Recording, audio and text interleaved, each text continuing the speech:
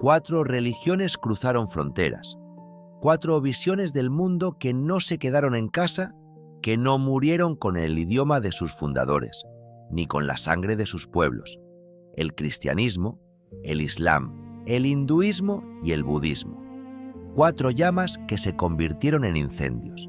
Y hay algo que muy poca gente se detiene a contemplar: las 4 nacieron en el mismo lugar, no en el mismo templo, no en la misma ciudad, pero sí en la misma franja estrecha de tierra, el cercano oriente y el norte de la India, un corredor de apenas 4.600 kilómetros de largo y 500 de ancho, que representa menos del 4% de las tierras habitadas del planeta. Una franja, un hilo delgado sobre el mapa del mundo antiguo, llamémoslo lo que es: la franja sagrada. ¿Por qué? Eso es lo que nos preguntamos hoy. Piensa un momento en todas las tradiciones espirituales que no llegaron lejos. El animismo amazónico, con su profundo respeto por la selva viva. El vudú del África occidental, con sus rituales que conectan mundos. El paganismo nórdico, con sus dioses tempestuosos y sus sagas épicas. El sintoísmo japonés, con su reverencia por cada piedra, cada río, cada instante. Todas tradiciones riquísimas, todas profundamente humanas. Y sin embargo, ninguna cruzó océanos para convertirse en la fe de miles de millones. ¿Qué tenía aquella franja de tierra que el resto del mundo no tenía? Hay quienes responden con fe. Esas tierras son más espirituales, sus cielos están más cerca de Dios, sus profetas fueron elegidos. Hay quienes responden con escepticismo: es pura coincidencia, un accidente de la historia. Pero hoy vamos a explorar una tercera respuesta, una que no requiere ni devoción ciega ni cinismo frío, una respuesta que cuanto más la examinas, más te hace comprender no solo la religión, sino la humanidad misma. Empecemos por conocer a las 4. El cristianismo es hoy la religión más extendida del planeta. 2.400 millones de personas, el 31% de la humanidad, se reconocen en sus enseñanzas. Todo comenzó en Jerusalén, donde un hombre llamado Jesús fue crucificado. Pero la historia real no termina en esa colina. Comienza ahí. Sus primeros seguidores eran judíos que creían que aquel ajusticiado había resucitado, que era el Mesías prometido. Durante décadas, el movimiento permaneció dentro del judaísmo. Fue un hombre llamado Pablo de Tarso quien lo transformó, un ex perseguidor de cristianos que, tras una experiencia que cambió su mente para siempre, en el camino a Damasco, dedicó el resto de su vida a llevar el mensaje más allá del pueblo judío, a los gentiles, a todos. El cristianismo dejó de ser una secta y se convirtió en una invitación universal. Luego vino el momento decisivo. En el año 312, el emperador Constantino abrazó la fe cristiana. El poder imperial y la cruz se unieron. Lo que había sido perseguido en las arenas del Coliseo ahora tenía el respaldo del trono más poderoso del mundo conocido. Y siglos después, cuando los navegantes europeos cruzaron océanos hacia mundos que ellos llamaban nuevos, llevaron consigo, junto con sus espadas y sus enfermedades, a sus sacerdotes y sus evangelios. El Islam. 1.800 millones de personas, casi 1 de cada 4 seres humanos sobre la Tierra. La historia comienza en el año 570, en la Meca, con el nacimiento de un hombre llamado Mahoma.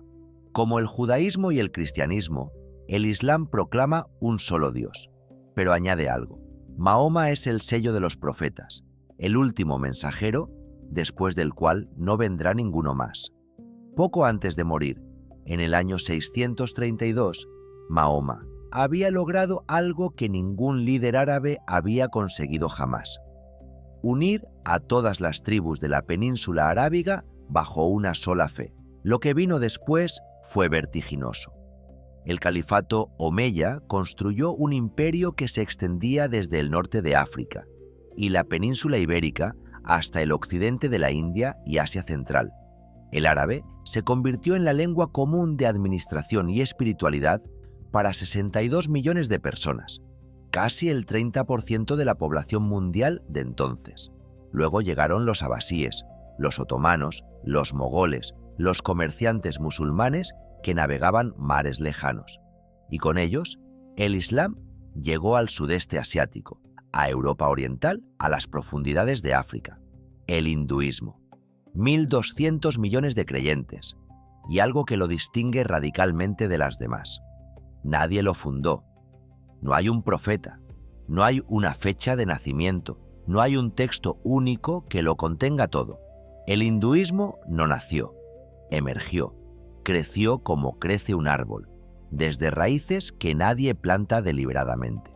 Sus primeras huellas rastreables aparecen hace 4.500 años en el noroeste de la India, en las orillas del río Indo. Es la religión viva más antigua del mundo, una tradición tan antigua que cuando Grecia construía sus primeros templos, el hinduismo ya llevaba milenios respirando. Y finalmente, el budismo. 500 millones de seguidores, el 7% de la humanidad. Todo comienza en el siglo V antes de nuestra era, cuando un príncipe llamado Siddhartha Gautama abandona su palacio. Había vivido protegido del sufrimiento, rodeado de lujo y muros cuidadosamente construidos para que no viera lo que el mundo era. Pero un día lo vio: la vejez, la enfermedad, la muerte. Y comprendió que todo lo que creía que lo protegía era ilusión. Dejó atrás el palacio, a su familia, su nombre, buscó. Durante años buscó. Y a los 35 años, sentado bajo un árbol bodhi, la mente se le abrió. Las 4 nobles verdades, el óctuple sendero, se convirtió en el Buda, el despierto, el que ya no dormía. La religión verdaderamente despegó siglos después, gracias a un rey. El emperador Asoka el Grande, que gobernaba el vasto imperio Maurya, había sido un conquistador brutal. Pero tras la sangrienta conquista del reino de Kalinga, donde murieron cientos de miles de personas, algo en él se rompió. Abrazó las enseñanzas del Buda y envió misiones a cada rincón de su imperio y más allá. El budismo viajó hacia Asia Central y desde allí, por la ruta de la seda, hacia el este, donde se convirtió en el alma espiritual de Asia Oriental durante siglos. 4 caminos, un solo origen geográfico. ¿Por qué? Si este viaje por el conocimiento te está resultando valioso, te invito a darle un me gusta y a suscribirte a Descubre la Verdad para seguir explorando estas verdades juntos. Cada semana hay algo nuevo que cambia la forma en que vemos el mundo. Volvamos a la pregunta. Hay 5 razones profundas, y ninguna es mística. Todas son humanas, lo cual, si lo piensas bien, las hace aún más fascinantes. La primera es la geografía. Abre un mapa del mundo antiguo. Coloca el dedo sobre Jerusalén, luego sobre la Meca, luego sobre el norte de la India. ¿Qué ves? El centro exacto de todo. Al noroeste, Europa. Al noreste, Asia Central. Al sureste, el sudeste asiático y Oceanía. Al suroeste, África. La franja sagrada no era solo un lugar. Era el nudo donde se ataban todos los caminos del mundo conocido. La ruta de la seda pasaba directamente por ella. Los arqueólogos han encontrado seda china en el Antiguo Egipto, datada en 1000 años antes de nuestra era. 1000 años. Las ideas viajaban con las caravanas, y las caravanas pasaban por aquí. Las rutas marítimas reforzaban lo mismo. La India tenía 2 costas. Arabia estaba bañada por el Mar Rojo y el Golfo Pérsico. Jerusalén miraba al Mediterráneo. Este no era un rincón del mundo, era su corazón latiente. La segunda razón es la urbanización temprana. La media luna fértil y la llanura del Ganges fueron de los primeros lugares donde surgieron sociedades complejas. La historia de lo que hoy es Irak y Siria se remonta 5.500 años atrás, hasta el nacimiento de Sumeria. Mientras el resto del mundo vivía en pequeños grupos de cazadores-recolectores, la Franja Sagrada ya tenía ciudades, y las ciudades hacen algo que los bosques no pueden hacer. Crean especialización, sacerdotes que solo piensan en lo divino, escribas que registran el pensamiento, filósofos que debaten, comerciantes que transportan ideas junto con mercancías. Cuando una persona no tiene que cazar su propio alimento, puede dedicar su vida entera a preguntarse por qué existe el sufrimiento o si hay algo después de la muerte. La tercera razón es la escritura. El sumerio, el sánscrito y el elamita estuvieron entre los sistemas de escritura más antiguos que la humanidad jamás desarrolló. Y todos nacieron en esta franja. ¿Qué cambia la escritura? Todo. Una religión sin escritura es un susurro que depende de memorias frágiles y bocas mortales. Una religión con escritura es un texto que puede viajar a 1000 kilómetros de distancia y sobrevivir 100 generaciones. Las grandes religiones de nuestra franja exportaron sus escrituras y con ellas sus doctrinas, sus rituales, su visión del cosmos. Las tradiciones de lugares sin escritura quedaron atrapadas en el tiempo y el espacio. La cuarta razón es quizás la más filosóficamente profunda. Las religiones tribales antiguas estaban íntimamente ligadas al lugar, el espíritu del río que corre por tu valle, el árbol sagrado en el bosque de tu aldea, el jefe que también es chamán. Estas religiones no podían viajar porque dependían de objetos y territorios físicos e irreemplazables. Pero los centros urbanos de la franja sagrada eran crisoles. Llegaban constantemente forasteros, comerciantes de tierras lejanas, conquistadores de lenguas extrañas, nómadas sin hogar fijo, refugiados de culturas desaparecidas. Ese constante choque y mezcla de mundos creó una necesidad que las religiones tribales no podían satisfacer. Una fe portátil, una ética universal, un Dios que no viviera solo en tu río, sino en todas partes o en ninguna. El Dios invisible, el cielo y el infierno como destinos que no tienen coordenadas geográficas. El karma como ley universal que aplica a todos por igual. Estas ideas podían adoptarlas un chino, un romano, un beduino árabe o un campesino indio, sin importar su origen. Eran religiones diseñadas, sin quererlo, para sobrevivir más allá de sus culturas de origen. Y la quinta razón es el poder imperial. Las ideas necesitan alas. Y en la historia humana, las alas más poderosas han sido siempre los imperios. Jerusalén estaba en el corazón del Imperio Romano, la maquinaria política más influyente que el mundo occidental había visto jamás.